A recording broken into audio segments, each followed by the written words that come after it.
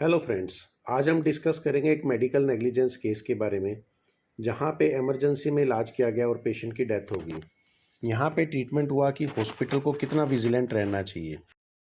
Recently national commission ने इसके ऊपर डिसीजन दिया है 12 अप्रैल को, और ये इनिशियल केस है स्टेट काउंसिल का, आंध्र प्रदेश का।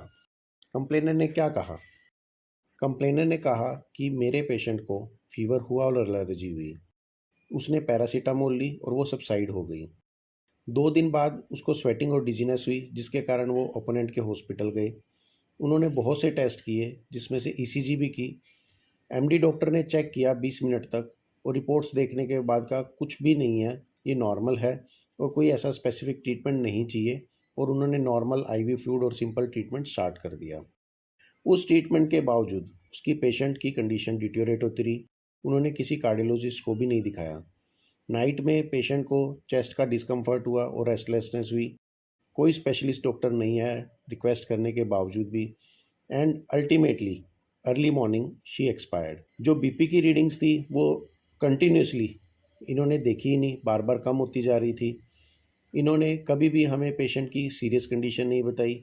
बाद में मेडिकल रिकॉर्ड्स को भी इन्होंने मैनिपुलेट किया है, और पेशेंट की जो डेथ हुई है वो नेग्लिजेंस के कारण हुई है। एंड इन्होंने कंपनसेशन अराउंड 97 लैक्स डिमांड किया।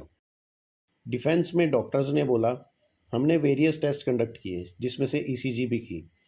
ट्रीटमेंट भी जो दिया हमने एस्टेब्लिश मेडिकल प्रैक्टिस के हिसाब से दिया है। जो भी पेशेंट के रिस्क थे, कंसिक्वेंसेस थी, ट्रीटमेंट प्लान था, हमने सब एक्सप्लेन किया है, और प्रॉपर इन्फॉर्म कंसेंट भी लिया गया। पेशेंट ऑलरेडी रूमेटाइड अर्थराइटिस से सफ़र कर रहा था और प्रोलॉन्ग स्टेरॉइड्स पे चल रहा था। पेशेंट की अल्टीमेटली जो डेथ हुई है वो सेप्टिक शॉक के कारण हुई है, और वहाँ पे लंग का इन्फेक्शन हुआ और अल्टीमेटली कार्डियक अरेस्ट हुआ, क्योंकि ये जो पेशेंट था ये इम्यूनो कॉम्प्रोमाइज था। कार्डियोलॉजिस्ट ओपिनियन इसलिए नहीं ली गई क्योंकि जो भी ट्रीटिंग डॉक्टर्स थे उनका ये डिस्क्रिशन था। उनको ईसीजी नॉर्मल लगी, उनको ऐसा लगा ही नहीं कि इसमें कोई कार्डियक सिम्टम्स हैं। स्टेट कमीशन ने देखा कि patient with in 16 hours of admission patient expired, और आपने कोई भी एक्सपर्ट कार्डियोलॉजिस्ट ओपिनियन नहीं ली। तो स्टेट कमीशन ने नेग्लिजेंस मानते हुए 30 लैक्स का कंपनसेशन अवार्ड कर दिया। स्टेट कमीशन के डिसीजन से एग्रीव्ड होके हॉस्पिटल नेशनल कमीशन में उन्होंने अपील लगाई, और वो ग्राउंड्स थे कि पेशेंट ने कोई भी कार्डियक सिम्टम्स नहीं दिखाए। कार्डियोलॉजिस्ट ओपिनियन ये देने की ज़रूरत ही नहीं थी, क्योंकि जो डेथ हुई वो सेप्टिसीमिया के कारण हुई। हमने कोई रिकॉर्ड में अल्ट्रेशन नहीं की, जो जैसा कि स्टेट काउंसिल कह रही है।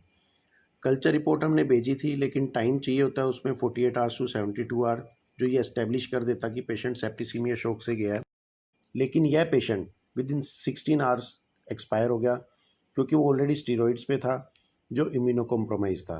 और यहाँ पे कोई भी एक्सपर्ट एविडेंस नहीं लिया गया है, और हमने ऑलरेडी ये कार्डियोलॉजिस्ट का एक्सपीरियंस लगाया है, जो कह रहे हैं कि भाई ये चीज़ हो सकती है। ECG was normal. National commission ने डॉक्टर को क्रॉस एग्जामिनेशन के लिए बुलाया। उस क्रॉस एग्जामिनेशन में कार्डियोलॉजिस्ट ने एडमिट किया कि कार्डियक प्रॉब्लम ओनली ईसीजी के ऊपर रूल आउट नहीं कर सकते, और बहुत बार इको या टीएमटी भी करानी पड़ सकती है। दूसरा, कार्डियोलॉजिस्ट ने एडमिट किया कि 10 डेज स्टीरॉयड थेरेपी को आप प्रोलॉन्ग स्टीरॉयड थेरेपी नहीं कह सकते। अब नेशनल कमीशन के आगे दो इश्यूज थे। क्या हॉस्पिटल ने प्रॉपर स्टैंडर्ड्स फॉलो किए हैं, और क्या उन्होंने कोई डेविएशन की है स्टैंडर्ड प्रैक्टिस पे। इशू 1 के रिगार्डिंग नेशनल कमीशन ने नोट किया कि क्रिटिकल केयर जो भी होती है, अब पेशेंट हॉस्पिटल में था तो पेशेंट को सेव करना हॉस्पिटल की ड्यूटी थी। अब जो कुछ भी करना था वो हॉस्पिटल ने करना था। यहाँ पे कंप्लेनेंट बार बार रिक्वेस्ट कर रहा है कि पेशेंट को देखो, स्पेशलिस्ट को बुलाओ, और पेशेंट की कंडीशन भी बार बार डिटीरियोरेट हो रही है, तो प्रॉपर एडिक्वेट अटेंशन नहीं दी गई। अगर वो दी जाती शायद पेशेंट बच जाता। सेकंड इशू पे जो इन्होंने देखा कि अगर इम्यूनो कॉम्प्रोमाइज़ था, और जैसे आप कह रहे हो सेप्टिक शॉक में पेशेंट था, तो आपने एडमिशन और डायग्नोसिस जो ट्रीटमेंट है वहाँ पे कहीं पे भी ऐसा मेंशन नहीं किया कि पेशेंट को ये चीज़ है। आप ये चीज़ अब कह रहे हो। आपने जो कुछ आर्टिकल प्रोड्यूस हुए उसमें क्लियरली लिखा हुआ था कि जो प्रोलॉन्ग स्टेरॉइड्स है उसका मतलब होता है कि ट्रीटमेंट मोर देन 1 मंथ चला है। यहाँ पे ऑलरेडी सिर्फ 10 दिन का ट्रीटमेंट चला है, तो इसको हम प्रोलॉन्ग ट्रीटमेंट नहीं कह सकते।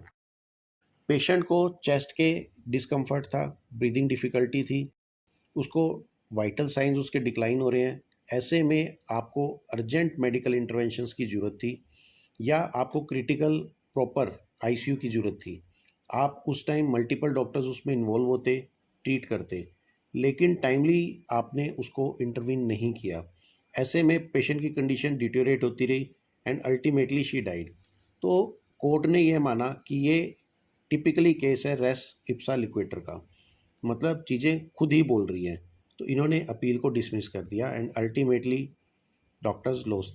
टेक होम मैसेज फ्रेंड्स, कभी भी प्रॉपरली हमने जो काम किया है लॉ के हिसाब से किया है ये डॉक्टर को प्रूव करना पड़ता है।